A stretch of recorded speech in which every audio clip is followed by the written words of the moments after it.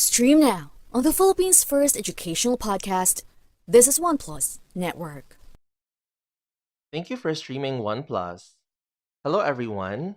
I'm Engineer Jayhiel Malila, and today I will be teaching you about some worthwhile habits to start learning this summer that will be of great use for the upcoming academic year.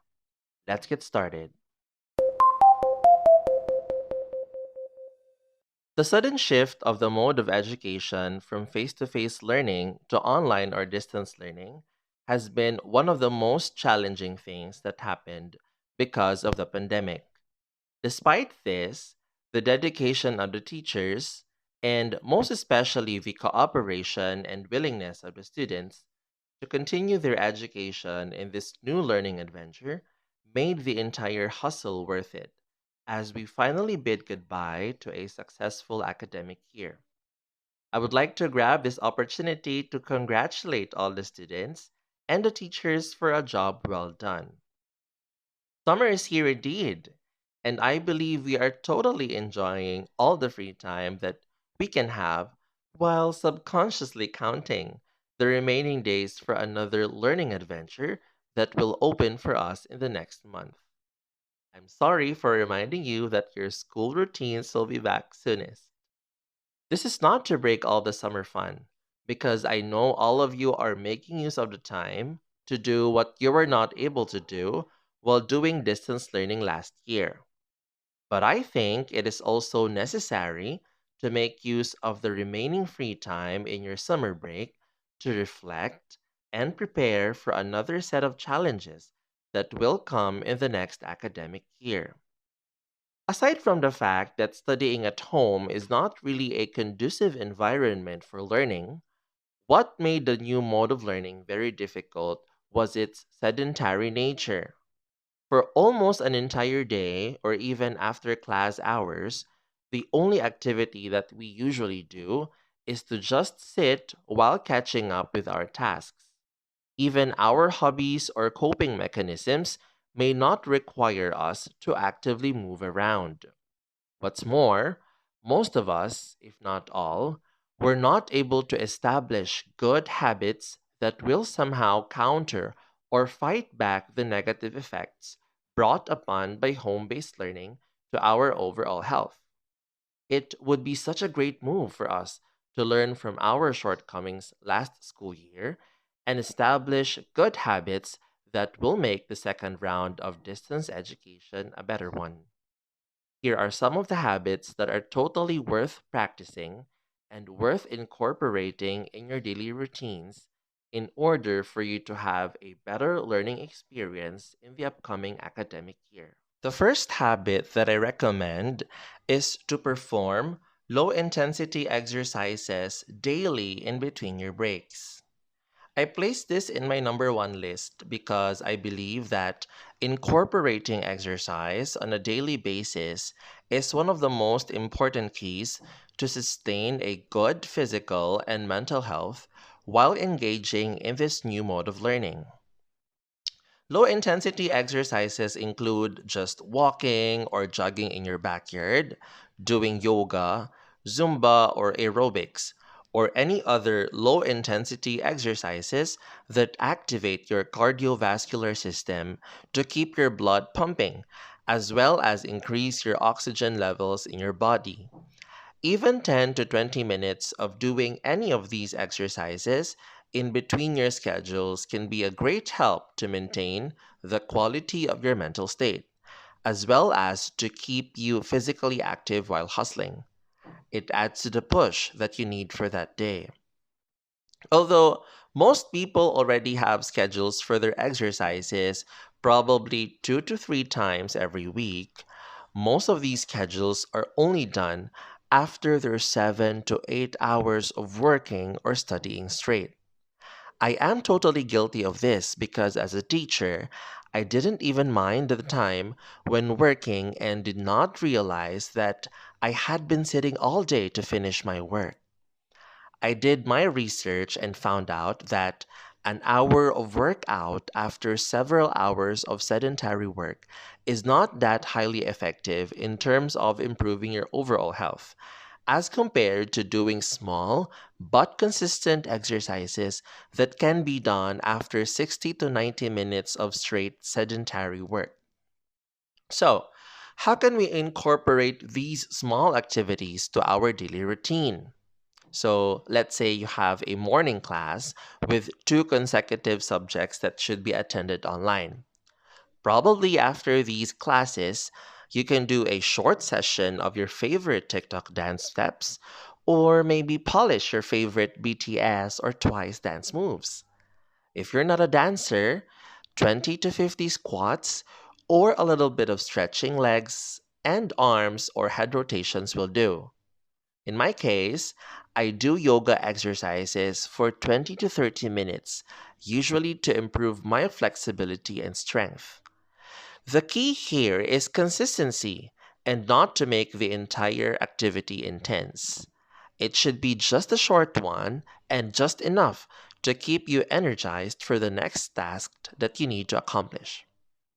So that's it for the first habit that you can incorporate in your daily routine this summer.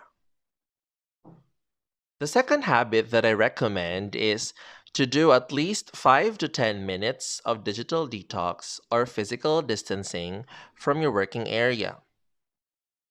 Recent studies have shown that an average person has at most 20 minutes of attention span. Beyond this time, it is either we perform inefficiently or divert our focus to other tasks that do not cause too much mental stress. That is troubling in a way because all the seemingly endless tasks to accomplish in a day cannot be done if we do not sustain a certain level of focus to achieve our daily goals. Despite this, most of us have this special ability to release this burst of energy in doing our tasks every time we are a few hours close to the deadline. In short, we are naturally good at cramming. This superpower of cramming is not a sustainable one in the long run and would definitely lead to extreme burnout, which is why it is highly important to optimize our limited attention span and take advantage of the time periods wherein we perform really well. One of the ways to do it is by knowing first how long you can sustain your focus in one sitting and then inserting 5 to 10 minutes of digital detox or physical distancing from your working area in between your working time. Looking outside through your window, doing some small arrangements in your working space, getting some water in the kitchen, going out of your room to check on your pets, massaging your eyes and temples, or probably do a quick cleaning of your dishes may be one of the ways to take a short break away from your online devices, as well as relax and rewire your mind from doing a prolonged level of focus. In my case, what I usually do for a digital detox is to go out of my room and check on the plans inside our house for a while, and then check the written weekly schedules in my planner to see if there are changes that I need to do based on the most urgent tasks that I need to accomplish within the week. I try to make sure that I dedicate a few minutes of my time to stay away from my gadgets because I want to lessen my eye strain as well as to make sure that I increase my ability to deliver the tasks within the day. I believe digital detox is important since overuse of gadgets can totally increase your distraction and can lower your level of focus. Might as well practice putting down your smartphones for a while when studying. Place it in silent mode and then place it 1 meter away from you if you really want to increase your focus. These very short but consistent detoxification and distancing from your working environment increases your cravings for more accomplishment in your daily activities rather than build up the negative feeling of not wanting to start anything just because you think you are already burnt out in the previous days of working. The last habit that I recommend is to allot a scheduled time to learn new things aside from schoolwork. As a new generation teacher, I totally disagree with the fact that you have to give 100% of your energy in your academics and revolve your life around it to achieve the promise of a better future. We have to be reminded that life is not just about school. However, I believe that life is a journey of lifelong learning. You become educated not just in reading books, but in engaging in other experiences that provide you with an entirely different perspective that cannot be obtained in the academic setup. I refer to the basic life skills that one should learn in order to be a well rounded individual.